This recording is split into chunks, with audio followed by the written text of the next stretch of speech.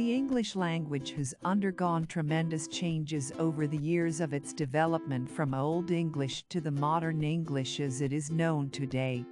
During that time, especially during the Middle English period, several other languages exerted a significant influence and were therefore partly responsible for the changes brought to English over the years. These languages were Latin, French, and Old Norse. The Old English period took off in the 5th century. According to the Encyclopaedia Britannica, the English language itself really took off with the invasion of Britain during the 5th century. 3 Germanic tribes, the Jutes, Saxons, and Angles, were seeking new lands to conquer and crossed over from the North Sea. It must be noted that the English language we know and study through various English language courses today had yet to be created, as the inhabitants of Britain spoke various dialects of the Celtic language. Let's get to know a little bit about Celtic languages. The Celtic languages are a group of languages spoken in the west of the island of Britain, in Ireland and in Brittany, northwest France.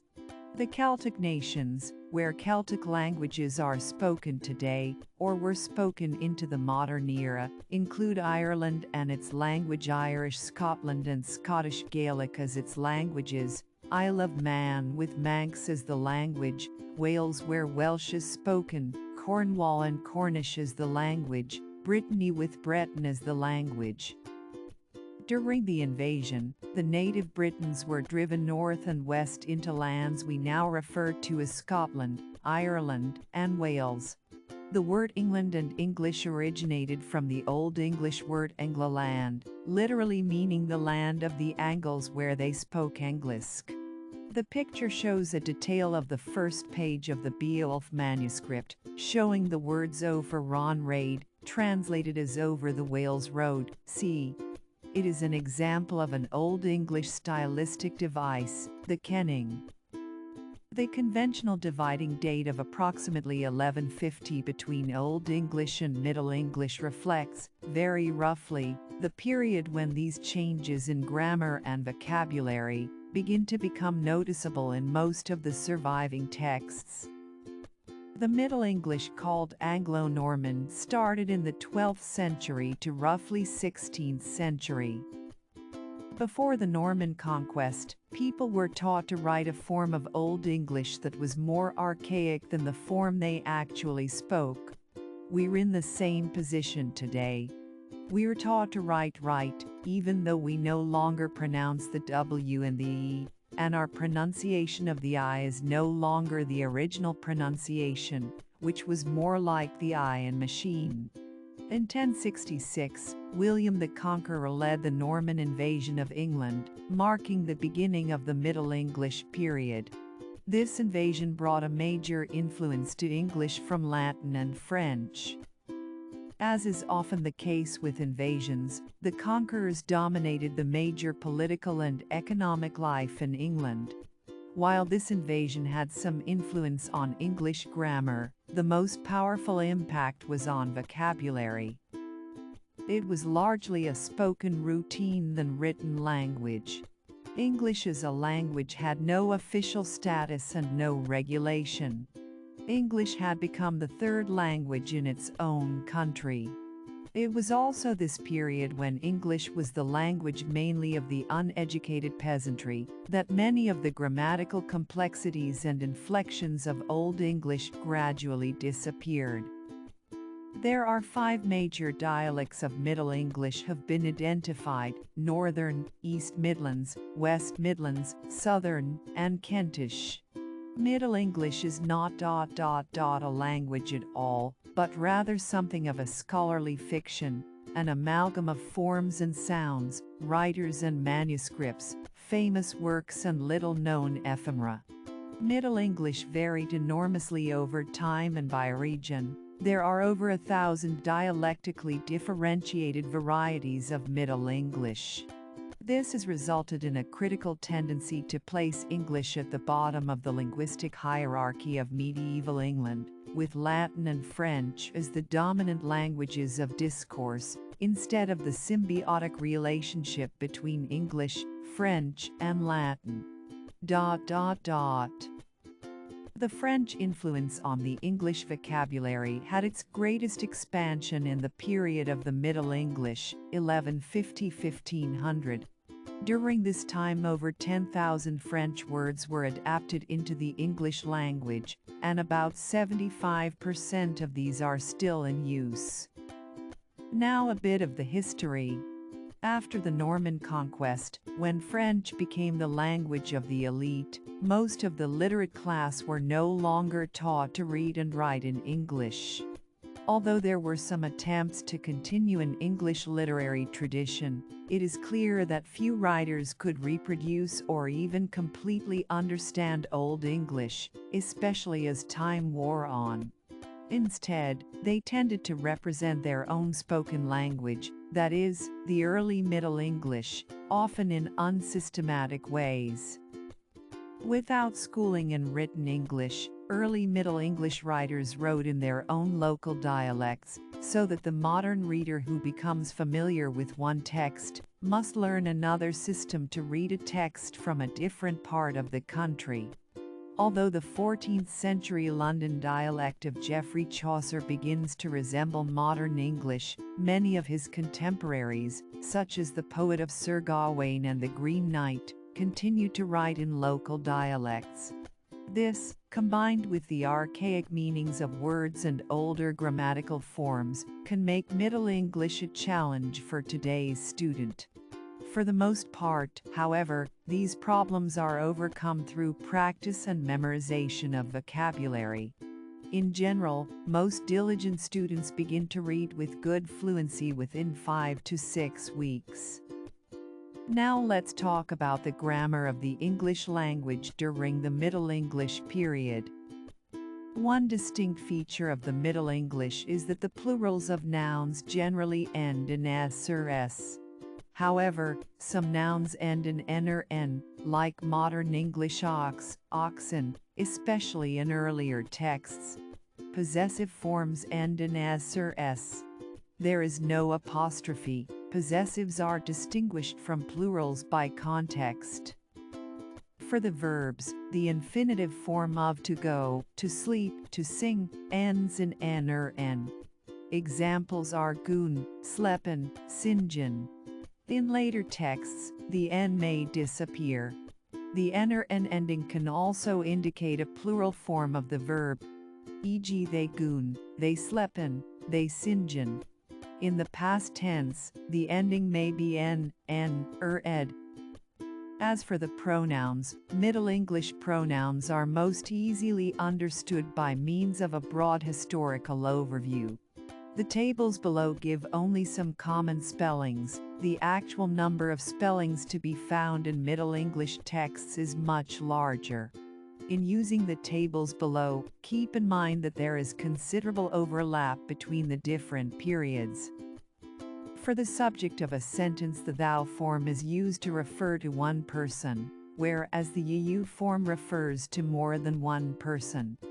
However, Middle English adopted to some extent the French tu vous distinction, in which the singular tu is used by those of higher social status to address 2009 Scott Kleinman, Department of English, California State University, Northridge, those of lower social status, and the plural vous is used in formal address or by those of lower social status to address those of higher social status. This convention appears irregularly in Middle English texts. You will have to decide if it is present and has some implications for the interpretation of the text.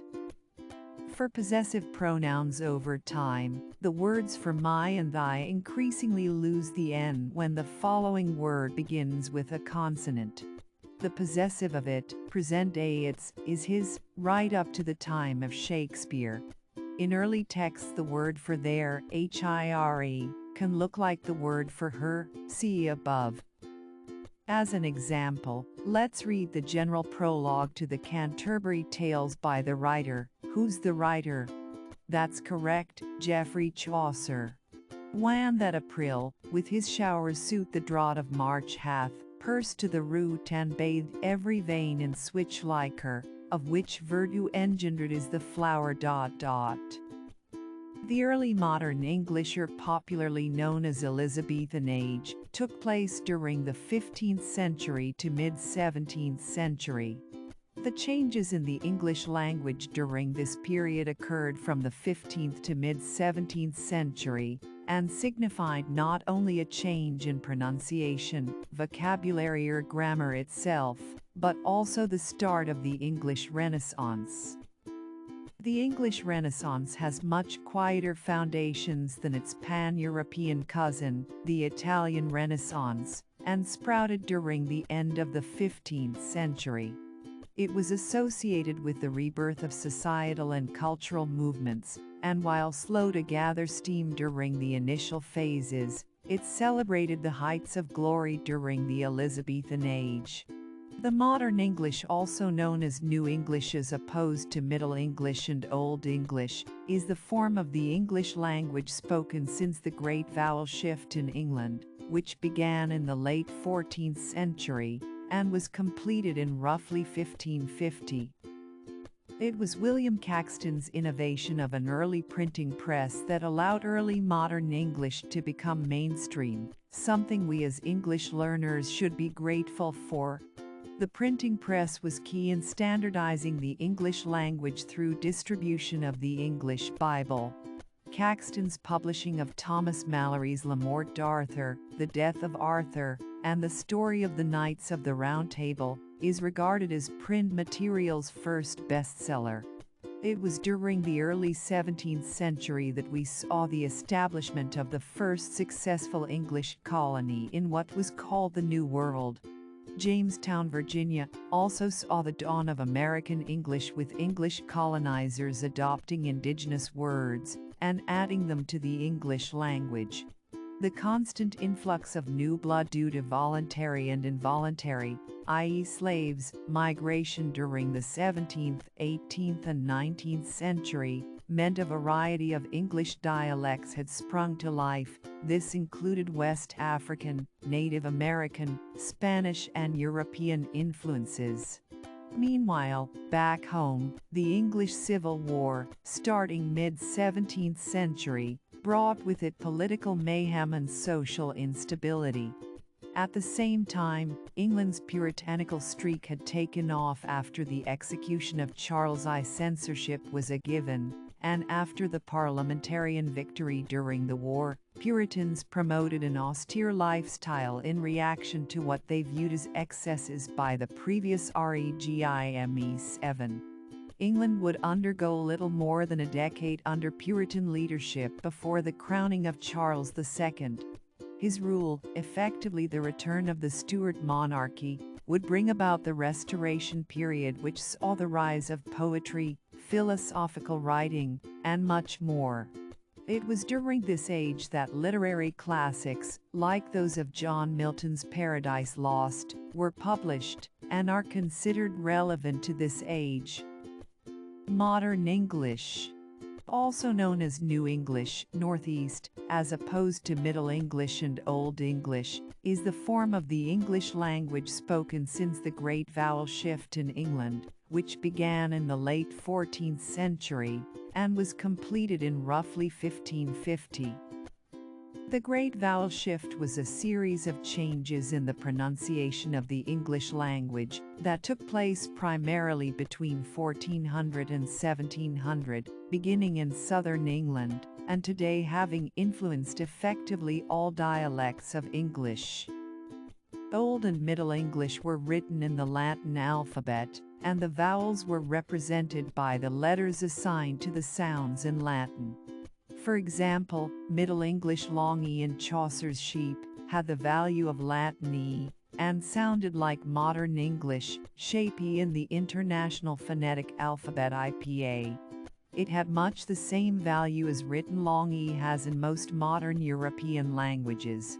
Consequently, one can read Chaucer's long vowels with the same values as in Latin or any continental European language, and come pretty close to the Middle English values. The Great Vowel Shift changed all that, By the end of the 16th century, the E in sheep sounded like that in modern English sheep, Ermidipai to many. It seemed that the pronunciation of English had moved so far from its visual representation that a new alphabet was needed, and in the 16th century, we have the first attempts to reform English spellings, a movement still active today. Now let's continue with what happened during the Shakespearean or Elizabethan period.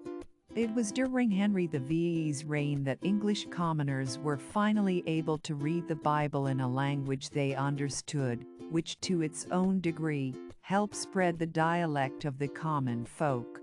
The end of the 16th century brought about the first complete translation of the Catholic Bible, and though it didn't make a markable impact, it played an important role in the continued development of the English language, especially with the English-speaking Catholic population worldwide. The end of the 16th and start of the 17th century would see the writings of actor and playwright William Shakespeare take the world by storm. Why was Shakespeare's influence important during those times? Shakespeare started writing during a time when the English language was undergoing serious changes due to contact with other nations through war, colonization, and the likes. These changes were further cemented through Shakespeare and other emerging playwrights, who found their ideas could not be expressed through the English language currently in circulation. Thus, the adoption of words or phrases from other languages were modified and added to the English language, creating a richer experience for all concerned. It was during the early 17th century that we saw the establishment of the first successful English colony in what was called the New World. Jamestown, Virginia, also saw the dawn of American English, with English colonizers adopting indigenous words and adding them to the English language. The constant influx of new blood due to voluntary and involuntary, i.e. slaves, migration during the 17th, 18th, and 19th century meant a variety of English dialects had sprung to life. This included West African, Native American, Spanish, and European influences. Meanwhile, back home, the English Civil War, starting mid-17th century, brought with it political mayhem and social instability. At the same time, England's puritanical streak had taken off after the execution of Charles I. Censorship was a given, and after the parliamentarian victory during the war, Puritans promoted an austere lifestyle in reaction to what they viewed as excesses by the previous regime 7. England would undergo little more than a decade under Puritan leadership before the crowning of Charles II. His rule, effectively the return of the Stuart monarchy, would bring about the Restoration period, which saw the rise of poetry, philosophical writing, and much more. It was during this age that literary classics, like those of John Milton's Paradise Lost, were published and are considered relevant to this age. Modern English, Mirni, also known as New English, Northeast, as opposed to Middle English and Old English, is the form of the English language spoken since the Great Vowel Shift in England, which began in the late 14th century and was completed in roughly 1550. Now we move up to the history ladder, and we shall how and why the English language has flourished through time, and we all saw and felt the expansion or spread of English in almost all parts of the globe. The Industrial Revolution and the rise of the British Empire during the 18th, 19th, and early 20th century saw the expansion of the English language. The advances and discoveries in science and technology during the Industrial Revolution saw a need for new words, phrases, and concepts to describe these ideas and inventions. Due to the nature of these works, scientists and scholars created words using Greek and Latin roots such as bacteria, histology, nuclear, biology. You may be shocked to read that these words were created, but one can learn a multitude of new facts through English language courses as you are doing now. Colonialism brought with it a double-edged sword. It can be said that the nations under the British Empire's rule saw the introduction of the English language as a way for them to learn, engage, and hopefully benefit from overseas influence. While scientific and technological discoveries were some of the benefits that could be shared, colonial Britain saw this as a way to not only teach their language, but impart their culture and traditions upon societies they deemed as backward, especially those in Africa and Asia. The idea may have backfired as the English language walked away with a large number of foreign words that have now become part and parcel of the English language, e.g. shampoo, candy, cod, and many others originated in India. Now, in this current page of the history of the English language, what else has given significant influence to the widespread use of the language?